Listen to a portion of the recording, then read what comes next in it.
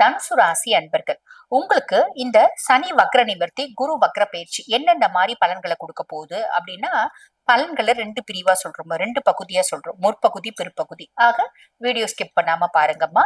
First வந்து பாருங்க, முற்பகுதி அப்படின் போது நவம்பர் மாதம் 11 டு டிசம்பர் 5 2025 வரைக்கும் வந்து பாத்தீங்கன்னா, குரு பகவான் உங்களுக்கு 8ஆம் பாவம், அதாவது அஷ்டமஸ்தானத்துல இருக்கான். தனுசு ராசி என்பர்கள், உங்க ராசியாதிபனே குரு பகவான் தான். ராசியாதிபன் அஷ்டமத்துல போயிட்டு இருக்கானேம்மா அப்படின்னு பெருசா கவலைப்பட வேண்டாம்.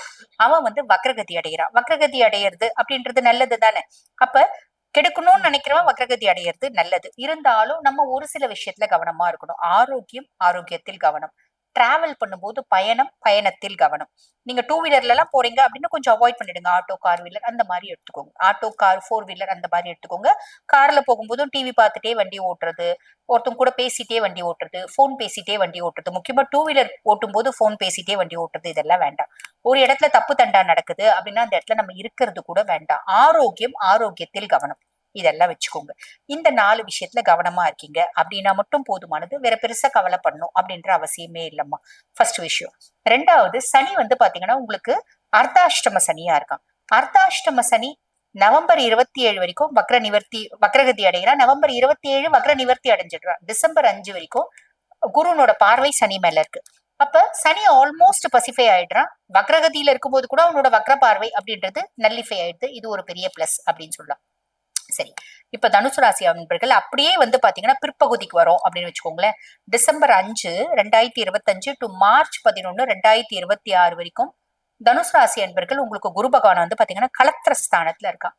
கலத்திரஸ்தானத்துல வக்ரகதி அடைஞ்சிருக்கான். அப்ப கலத்திரஸ்தானத்துல வக்ரகதி அடைஞ்சிருக்கா அப்படின் போது உங்க லைஃப் பார்ட்னர் எந்த விதத்துல உங்ககிட்ட பிஹேவ் பண்ணுவாங்க அப்படின்னா, என்னோட திறமைக்கும், என்னோட அறிவுக்கும், என்னோட ஆளுமைக்கும் என்ன வந்து பாத்தீங்கன்னா அமெரிக்கால கரகாட்டம் ஆடுறதுக்கு கூப்பிட்டாங்க.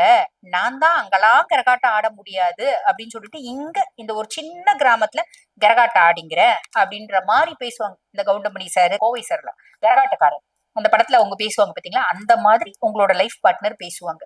என்ன வேணா பேசட்டும், அப்படியா அப்படியா அவ்வளோ பெரிய கரகாட்டக்காரனா நீ அப்படின்ற மாதிரி நம்ம ரியாக்ஷன் கொடுத்துட்டு அமைதியா இருக்கணும். சிரிக்கணும்னா கூட வீட்டுக்குள்ள வந்து ரூம்ல கதவு சத்தாப்பல் போட்டுன்னு சிரிங்க, அவர் முன்னாடி சிரிக்க வேண்டாம். இதே மாதிரிதான் உங்க மனைவியும் சொல்லுவாங்க.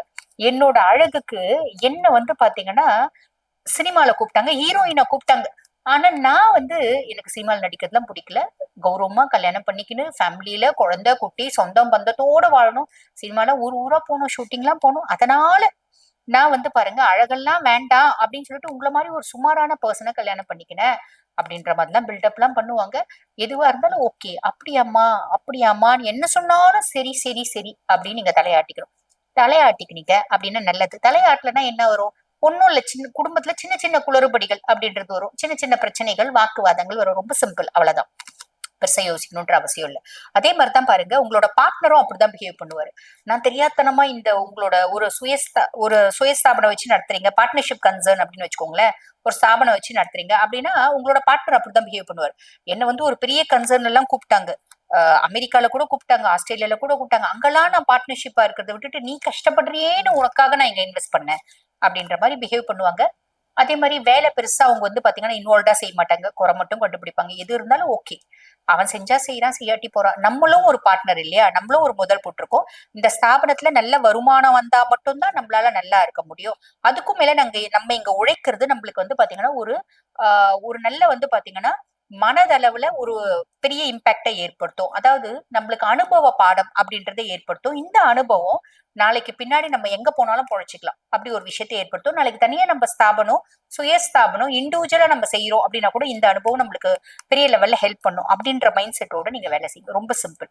செஞ்சீங்க அப்படின்னா ரொம்ப நல்லது. அதுக்கும் மேல வந்து பாருங்க, பிற்பகுதியில சனி வந்து அர்த்தாஷ்டம சனியாவே தான் இருப்பாரு. அவர் மேல குருனோட பார்வை இருக்காது. அப்ப அர்த்தாஷ்டம சனி நம்மளோட ஆரோக்கியத்தை டார்கெட் பண்ணுவாரு. அதே மாதிரி ஃபேமிலியில சின்ன சின்ன கான்ஃபிளிக்ட்ஸ் ஏற்படுத்துவாரு. வேலை செய்யற இடத்துல சின்ன சின்ன குழப்பங்களை ஏற்படுத்துவாரு. சமுதாயத்துல ஏதாவது ஒரு விதத்துல நம்மள ட்ராப் பண்ணவே பார்ப்பாரு. நம்ம எல்லாத்துலயும் காஷியஸா இருக்கோம் அப்படின்னா சனியும் பெருசா நம்மளுக்கு எடுக்க போறது இல்ல அப்படின்னு தான் சொல்லும்.